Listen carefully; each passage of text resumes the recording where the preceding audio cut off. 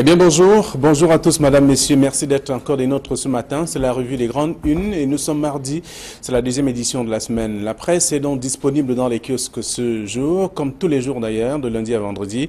La Nouvelle Expression parle de la crise anglophone avec des révélations d'une enquête, à la faveur d'une descente sur le terrain, dans la zone anglophone, d'un regroupement en tout cas des femmes issues des partis politiques et même des associations civiles, citoyennes. Donc un membre de la délégation dévoile un peu ce qui s'est passé sur le terrain. Dur donc pour l'unité nationale, c'est ce que dit le journal La Nouvelle Expression. Le même journal parle également de scandale à la Fédération camerounaise de football, le tribunal criminel spécial aux trousses d'anciens dirigeants, c'est ce que dit le journal en page 3.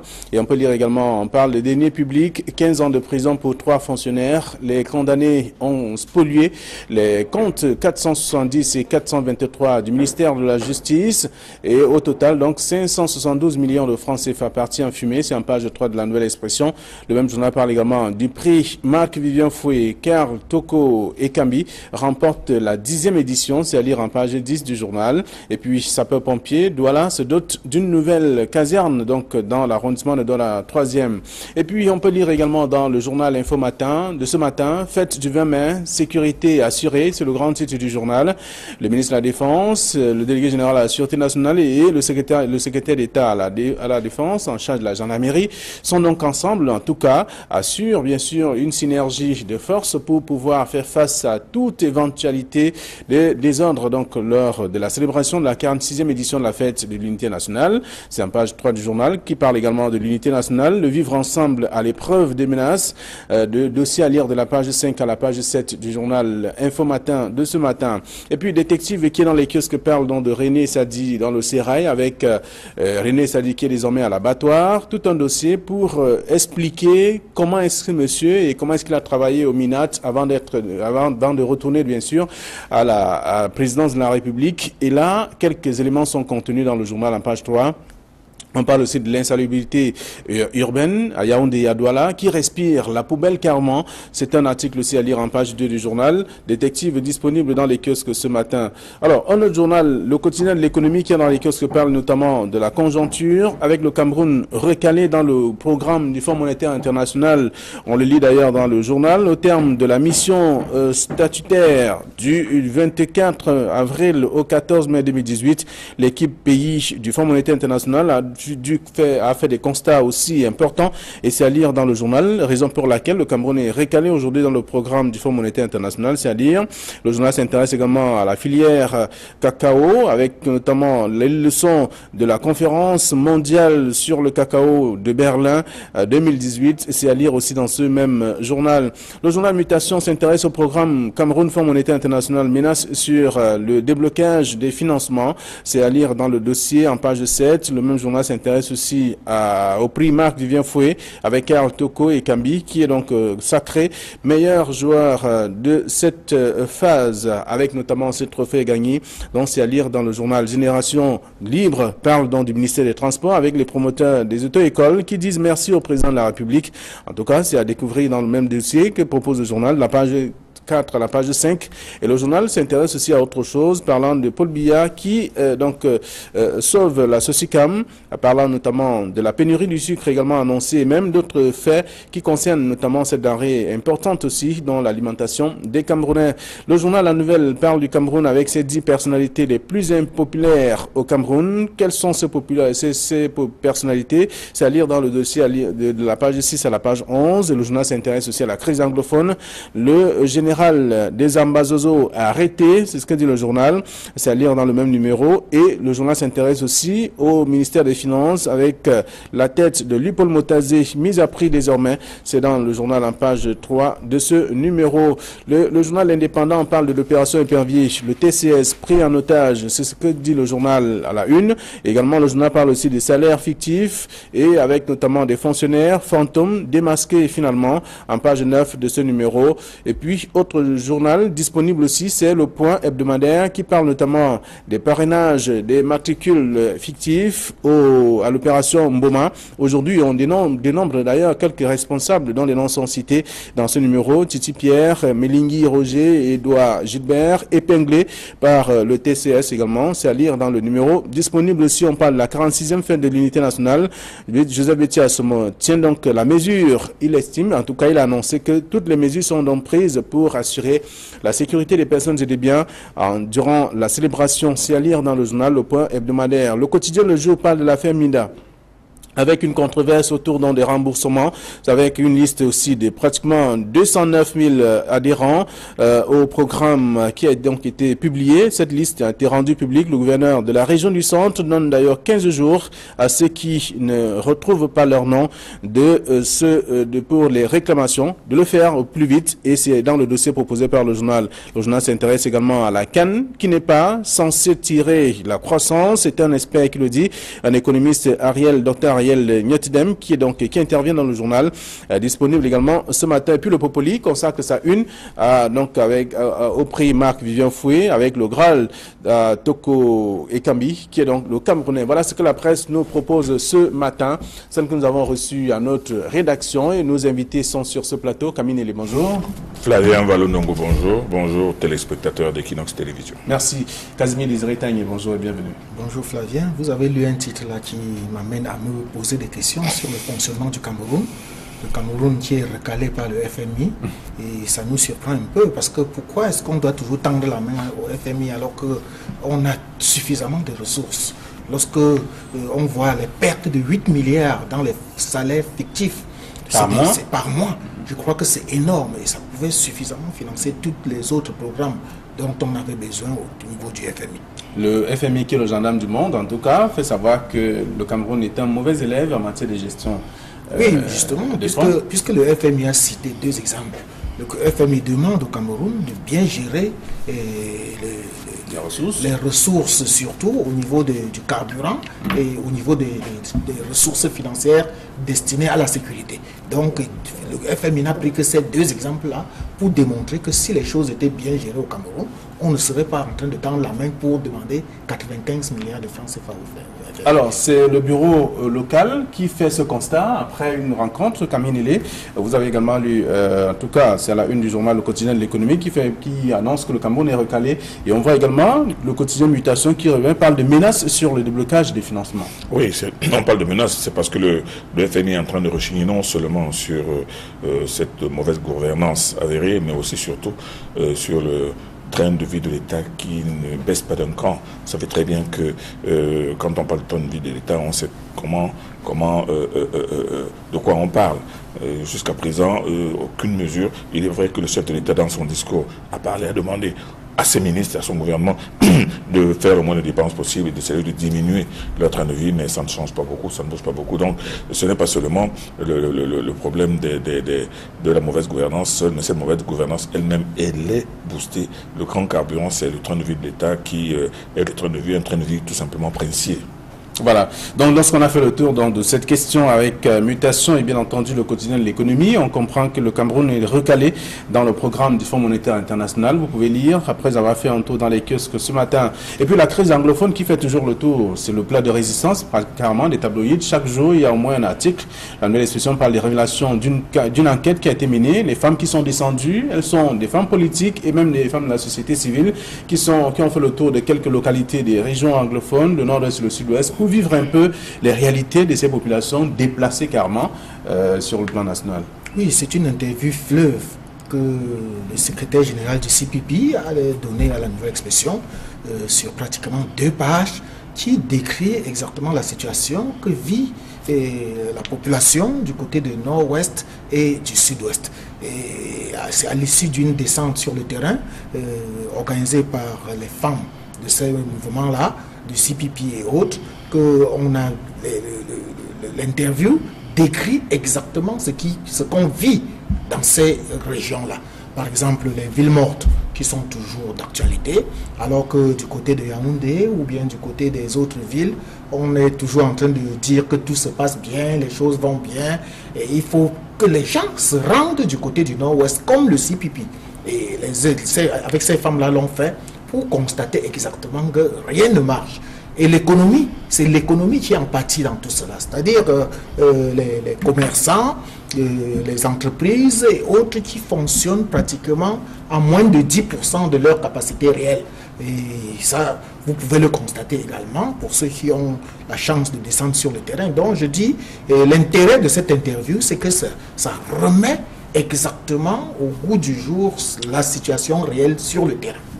Alors, lorsqu'on a fini, on a parcouru l'article, on peut également lire dans le journal La Nouvelle toujours dans le cas de la crise, qu'un général des Ambazozo, en tout cas, qui a été bien entendu arrêté et malmené carrément, on l'a dit.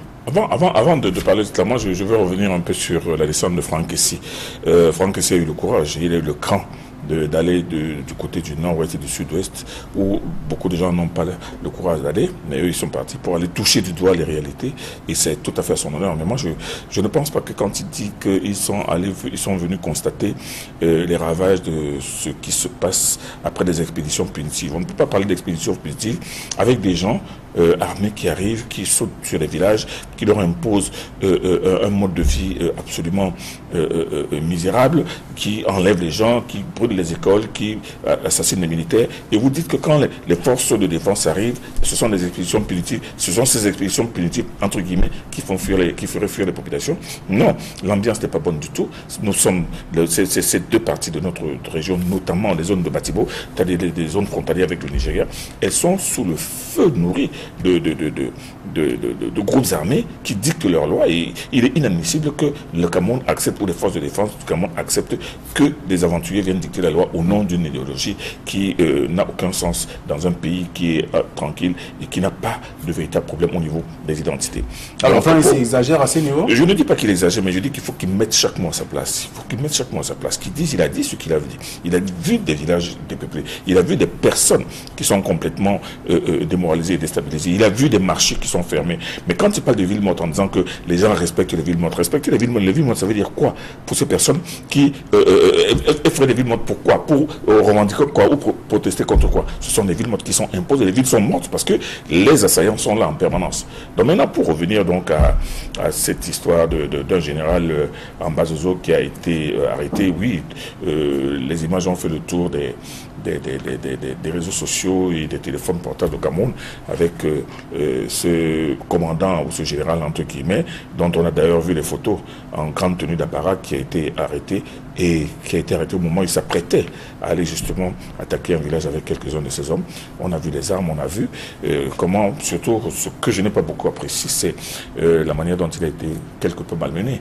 Mais disons que ces gens-là qui s'attellent à tuer les militaires, à brûler les villages, à terroriser les populations, on réalise aujourd'hui que les forces du maintien de l'ordre, les forces de défense ont de plus en plus la possibilité de les capturer. Tout comme la semaine dernière, on a capturé un groupe avec des armes, un stock d'armes extraordinaire qui s'apprêtait aussi à perpétrer un certain nombre d'exactions pour les festivités de 20 mai. Donc moi je pense que le ministre de la Défense aujourd'hui, quand il dit avec un ton très assuré que tout est en train d'être mis pour que la fête se passe bien. Moi, je pense qu'il met les petits plats dans les grands. Mais seulement, le danger reste permanent.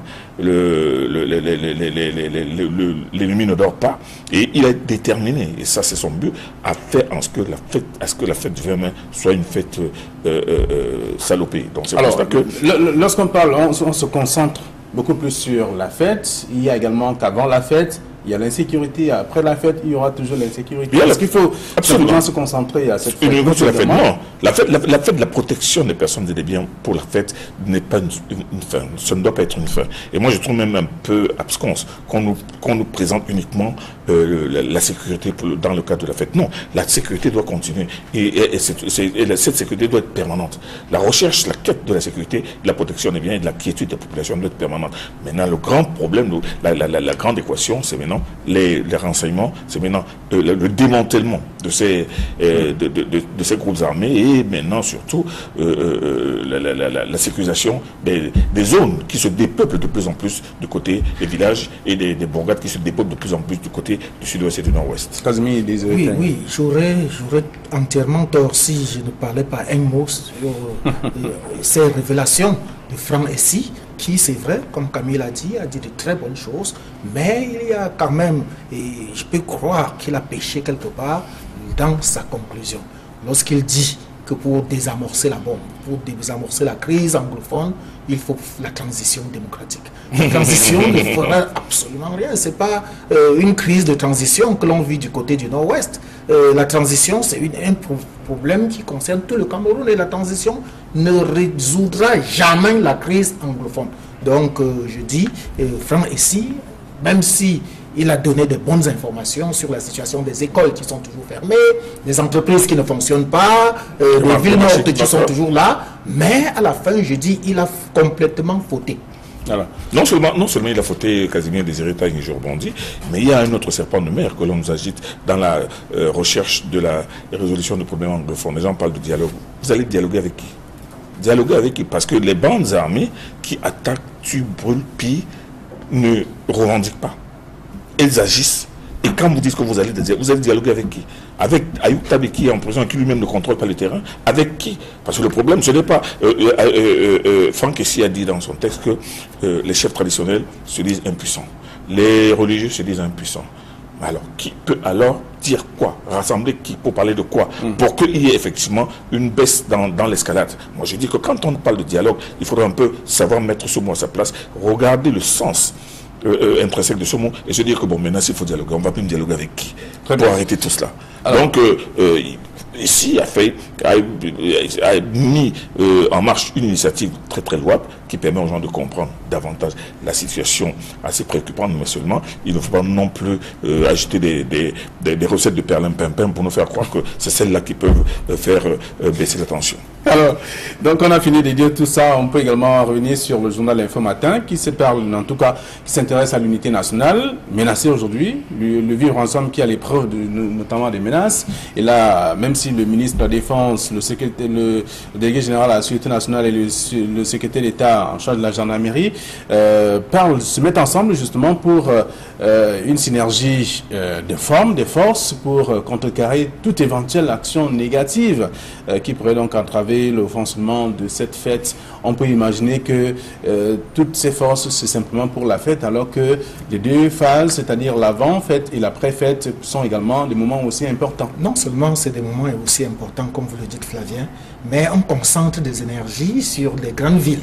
On concentre uniquement, on se borne seulement à vouloir sécuriser la fête dans les grandes villes. Qu'est-ce qu'on fait dans de l'arrière-pays? Qu'est-ce qu'on fait de ces villages lointains où on a des unités de gendarmerie qui fonctionnent avec moins de 6-7 personnes? Est-ce que c'est ces 7 personnes qui peuvent assurer la sécurité des personnes et des biens de ce côté-là? Donc, je suis bien heureux de constater que Info Matin a mis les 3 photos des 3 personnalités chargées de la sécurité au Cameroun. Mais je dis, il faut sécuriser tout le Cameroun. Il faut sécuriser toutes les zones.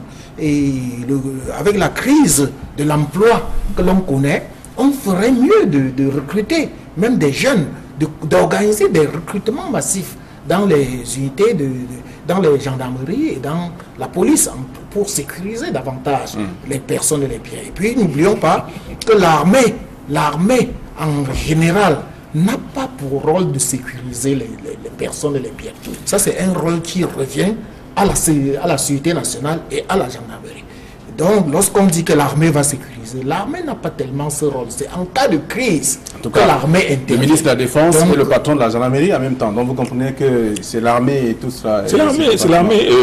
Casimir Désiré vient de parler d'un problème assez crucial, le manque d'effectifs dans les brigades de gendarmerie. Ce problème est réel dans le sud-ouest, dans le nord-ouest et dans beaucoup de zones de l'arrière-pays. Pas plus tard qu'avant-hier, on a agressé un commissariat du côté de Mouyouka, et on a constaté qu'il n'y avait que 2 personnes, deux 2 policiers qui assureraient la garde. Deux policiers qui assuraient la garde, mais seulement quand vous allez regarder l'effectif qui fait tourner la division, la structure, il y en a combien? Parce qu'il y a beaucoup de gens beaucoup de ces unités qui sont complètement dégarnies, mais dégarnies par, là, en réalité, mais sur les papiers de l'administration, on va dire que dans telle brigade de gendarmerie, il y a 25 gendarmes, mais il n'y en a que 8 qui sont en place. Les autres 17 sont inconfortablement installés loin de la ville parce qu'ils ne veulent pas aller là où ça chauffe.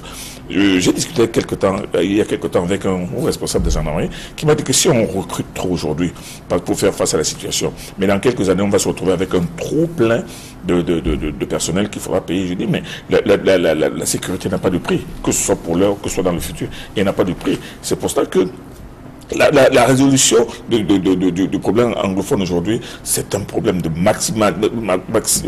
maximisation des moyens de protection, mais c'est aussi un problème d'implantation objective des éléments.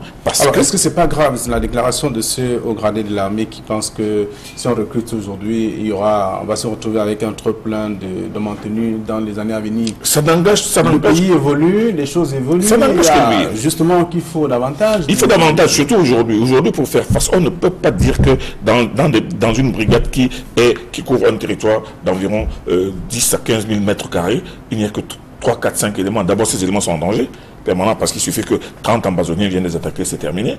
Mais en plus, la vérité est qu'il faut absolument regarnir et les brigades de gendarmerie et les commissariats de police et surtout tous les moyens de renseignement. Parce qu'aujourd'hui, l'autre grand élément déstabilisateur, c'est le manque de renseignements dans ces zones où on ne peut pas infiltrer les populations pour savoir qui peut être ambazonien, qui peut faire partie des groupes qui attaquent et qui disparaissent. Et puis lorsque nous voulons toujours copier ce qui se fait ailleurs, surtout en Occident, figurez-vous, lorsque vous arrivez en Europe, lorsque vous arrivez à Paris par exemple, vous ne pouvez pas faire 10 mètres sans rencontrer un policier, que ce soit de jour ou de nuit. Mais au Cameroun, vous pouvez parcourir toute une nuit complète sans trouver l'ombre d'un seul policier. Donc, essayons de copier exactement ce qui se passe là-bas, mais avec tous ces petits détails-là qui réconfortent la sécurité des personnes et des biens. Très bien. Alors, on a fait le tour en tout cas de cette question, mais on s'intéresse aussi un peu à la Fédération camerounaise de football avec le scandale. On sait déjà que le tribunal criminel spécial est aux trousses de quelques anciens dirigeants. On a évoqué le cas dans le journal La Nouvelle Expression ce matin, en page 3, pour comprendre que ceux qui ont dirigé la Fédération camerounaise de football avant le comité de normalisation, le second comité, doivent répondre de toutes les accusations désormais évoquées par les tabloïds. Vous savez, au Cameroun, on dit chasser le naturel, mais il revient toujours au galop. On a beau chasser les détournements de fonds publics au Cameroun, mais on en rencontre toujours. Voilà la FECAFOOT qui également est devenu pratiquement le siège des détournements de deniers publics à grande échelle. Et vous allez voir que dans cet article, il y a les anciens dirigeants, notamment Tombi Aroko, qui n'avaient pas honte de donner des marchés fictifs, je ne veux pas dire fictifs, mais des marchés de gré à gré à concurrence de 500 millions à des proches ou bien à des membres de sa famille. À son petit frère, pour le dire tout net. Donc, vous voyez, c'est quand même très grossier et c'est tout à fait normal que le TCS, mais il faudrait que le TCS aille jusqu'au bout. Parce qu'à la FECAFOOT, lorsque vous remuez le dossier FECAFOOT, lorsque vous remuez un peu le dossier des maillots et autres gadgets et tout ce que ça comporte, vous allez voir qu'il y a beaucoup de détournements de deniers publics qui se passent du côté de la FECAFOOT. Camille Flavien Malé-Dongoma, il me paraît curieux que ce soit 4 ans après le départ de Tombi Aroko qu'on commence à remuer cette histoire qui est connue depuis très très longtemps. On ne peut pas dire que la NIF dont on parle aujourd'hui ne savait pas ce qui se passait. C'est aujourd'hui qu'on commence à reparler de Tombi Aroko et de dire que probablement il sera bientôt la cible du tribunal criminel spécial. Cette affaire est connue, ces affaires sont connues. Les proches de Tombi Aroko avaient dénoncé cela parce que vous savez que à la chute de Tombi Aroko, il y a beaucoup de langues qui se sont dédiées. C'est C'est pour ça que beaucoup s'attendaient. Au moment où on l'a fait descendre d'un avion, beaucoup s'attendaient à ce qu'il se retrouve directement à Kondengi. Mais ça n'a pas été le cas. Mais aujourd'hui, on parle de Tombi Aroko, notamment avec ses marchés de gré à gré attribués à son propre petit frère. Ce n'est pas seulement un détournement, c'est un délit d'initié. Mais on va retrouver aussi d'autres choses. Mais seulement, vous savez, la FECAFOOT a été une sorte de grande auberge où chacun venait se servir. De Iya Mohamed à Tombi Aroko, oui, mais vous passant par tous les autres. Mais vous oubliez aussi le premier comité de normalisation, on n'en parle pas encore, mais il y a des gens qui disent qu'ils vont bientôt commencer à ouvrir la boîte de Pandore de la première normalisation avec le professeur Joseph Ouna. Donc, dans cette histoire de football, vous savez qu'il y a toujours beaucoup d'argent qui a circulé, il y a toujours beaucoup d'argent détourné, chacun a trouvé sa propre combine pour s'en mettre plein la poche. Aujourd'hui, ça commence avec Tombi Aroko, vous verrez que ça va revenir, ça va aller un peu plus loin. Très bien. Alors, et également, pour sortir de cette émission, on parle du prix Marc Vivien Foé quand même, Karl Toko Ekambi, qui est le tout premier Camerounais à remporter ce prix, et c'est à la 10e édition finalement. Oui, parce que c'est toujours, il faut déjà rappeler que le prix Marc Vivien Foé récompense le footballeur africain, le meilleur footballeur africain de la Ligue 1 en France. Et c'est un prix qui est décerné par RFI et France 24. Pour la première fois depuis 10 ans que ce prix existe, on n'avait pas encore eu de Camerounais, alors que c'est le nom du prix, c'est au nom d'un Camerounais. Malheureusement, aucun Camerounais n'avait encore remporté ce prix. Karl Toko Ekambi est donc le premier Camerounais à remporter ce prix. Mais vous allez voir que nul n'est prophète chez soi. Karl Toko Ekambi, lorsqu'il arrive dans les Lions Indomptables, vous allez voir comment est-ce qu'on l'utilise, alors que dans son club, il est pratiquement le meilleur buteur. Mais au Cameroun, on préfère le mettre à la défense. Et c'est pour cela que la une du journal Le Populi ce matin dit bien, si, pour reprendre les propos de Karl Toko Ekambi, si on me met à mon meilleur poste, je ferai encore mieux que ce que j'ai eu l'habitude de faire. Donc, il faudrait que cette leçon soit tirée, parce que la CAN 2019, dont le Cameroun doit organiser dans quelques jours, il faudrait qu'on mette toutes les ressources en marche, en jeu, pour que le Cameroun remporte la CAN. Il faut déjà trouver l'entraîneur.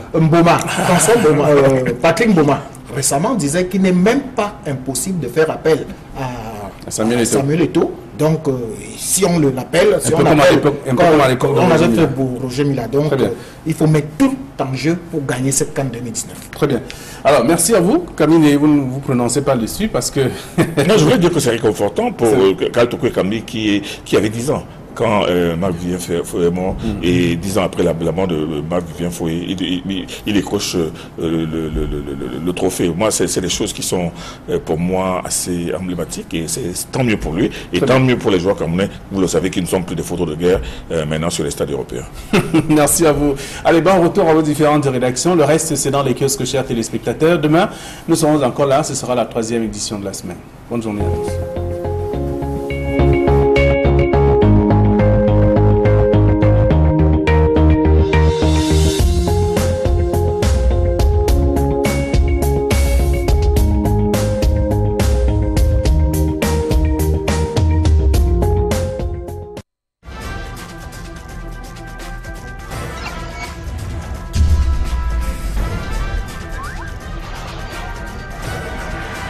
Equinox Télévision, au-delà de